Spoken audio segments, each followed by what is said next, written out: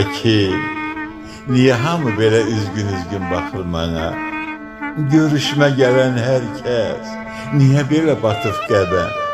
Söylə həkim, susma, danış, nədir dərdi sərin bilin?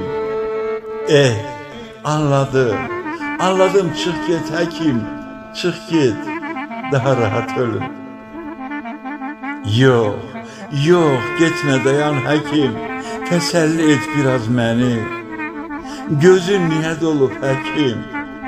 Heç mi ümid yoxdur yəni? Bari gülüb danış biraz, ölümü də sevim həkim.